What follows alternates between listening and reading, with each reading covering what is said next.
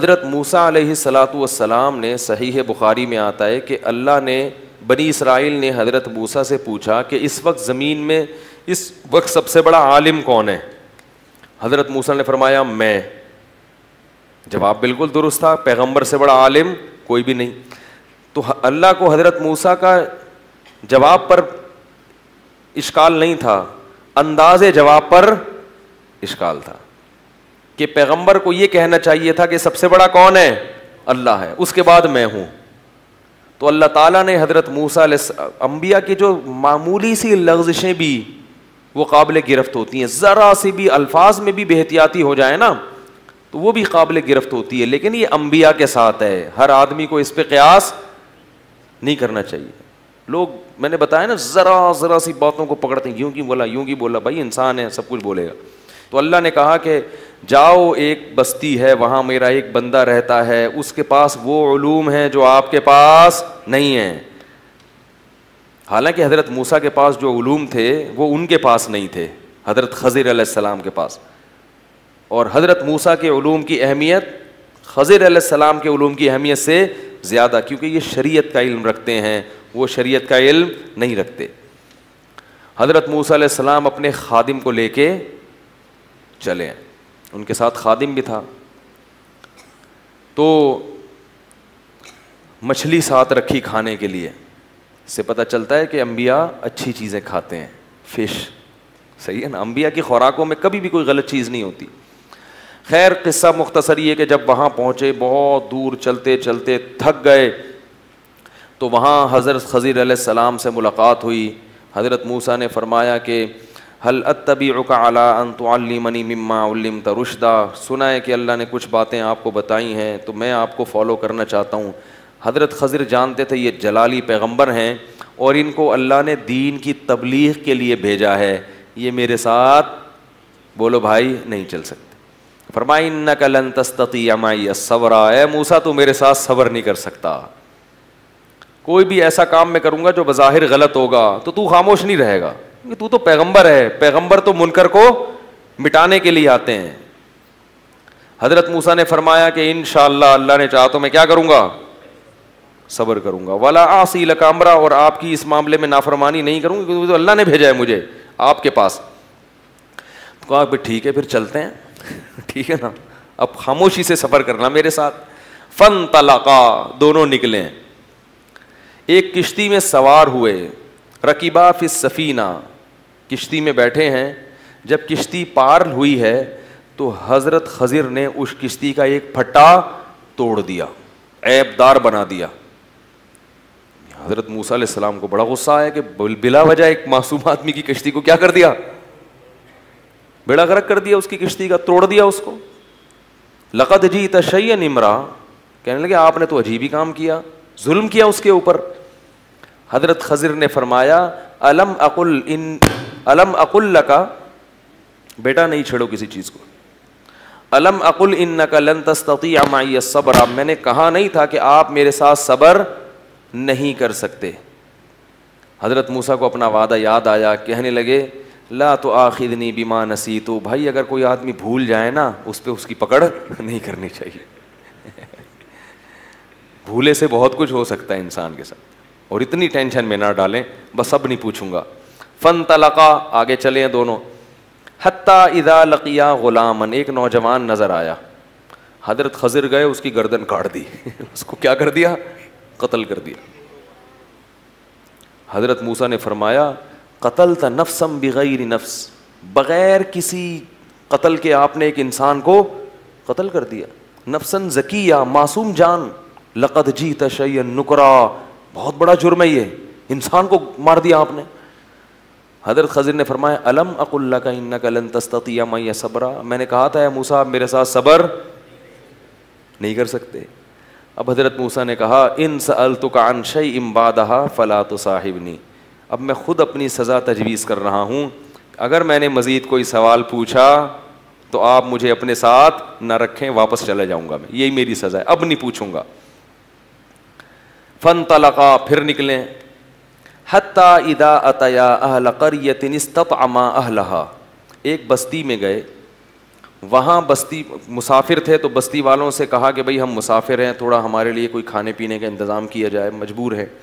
बस्ती वाले ऐसे नींबू नचोड़, मुसाफिर पर तो सभी को तरस आता है ना, और पहले ज़माने के मुसाफिर तो बिल्कुल बेचारे ऐसे, यानी उनके पास तो वो सहूलतें नहीं होती थी, वो ऐसे नालायक बस्ती वाले कि उन्होंने इनके इकराम से मना कर दिया। उन्होंने नहीं, यहाँ कुछ नहीं मिलेगा। तो हज़रत खज़िर ने देखा कि एक बस्ती में एक दीवार थी जो गिरने वाली थी, उसको रिपेयरिंग करके सही कर दिया। हज़रत खज़िर ने फरमाया कि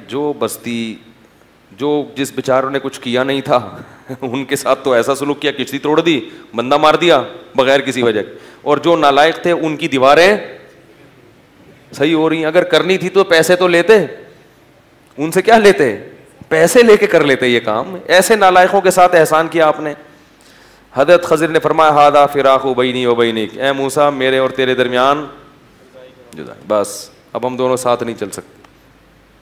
रसूलुल्लाह सल्लल्लाहु अलैहि वसल्लम ने जब ये हदीस बयान की तो आपने फरमाया कि रहिमल्लाहु मूसा, अल्लाह मूसा पे रहम करे, अगर कुछ देर खामोश रह जाते तो और पता नहीं कितनी चीज़ें हमारे सामने आ जाती। तो फिर हज़रत खज़िर ने फरमाया कि अब मैं तुम्हें बताता हूँ मैंने ऐसा क्यों किया। फरमाया कि कश्ती जो थी, आगे एक जालिम बादशाह था, वो जालिम बादशाह ऐबदार कश्ती को तो छोड़ देता था, जो कश्ती सही सालिम होती उसको गसब कर लेता था। तो मैंने इसकी कश्ती का फट्टा तोड़ के इसको ऐबदार बना दिया ताकि इसकी कश्ती महफूज हो जाए।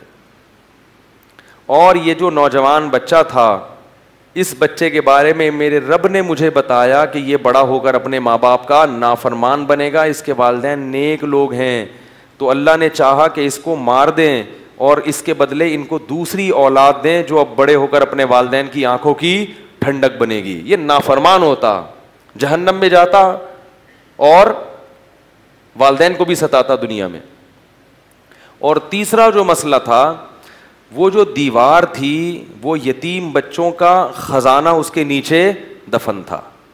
अगर वो दीवार गिर जाती तो ये नालायक लोग वो सारा खजाना निकाल के बांट लेते और वो बच्चे महरूम हो जाते। तो और वो बच्चे एक नेक वालिद के बच्चे थे, वकाना अबूहुमा सालिहा, इन बच्चों का अब्बा नेक आदमी था। तो अल्लाह ने चाहा कि बाप दुनिया में मौजूद नहीं है, इन बच्चों की के माल की हिफाजत रहे। तो अल्लाह ने मुझे हुक्म दिया कि इस दीवार को सीधा कर दो ताकि बच्चे जब जवान हो जाएंगे तो ये खजाना यहां से निकाल लेंगे।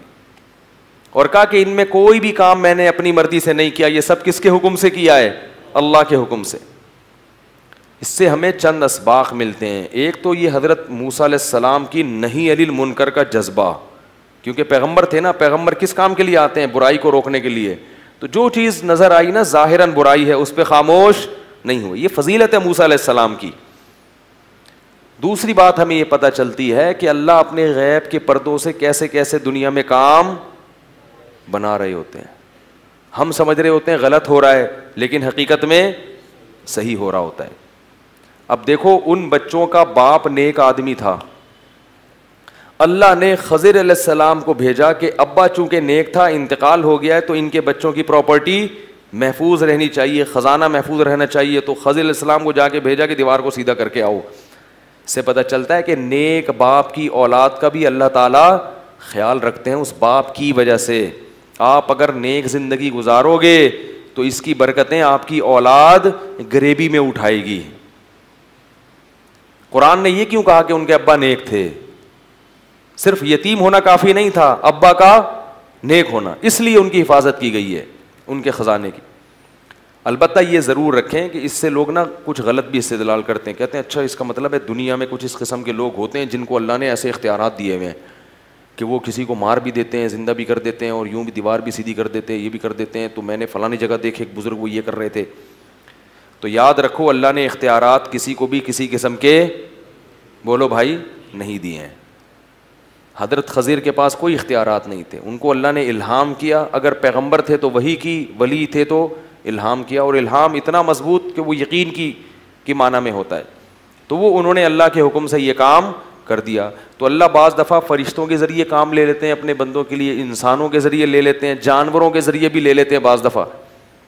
कोई नुकसान होने वाला होता है, कोई जानवर ऐसे काम करके चला जाता है कि आप उस नुकसान से किसी जानवर के दिल में अल्लाह डाल देते हैं, जानवर के दिल में, ऐसा भी होता है।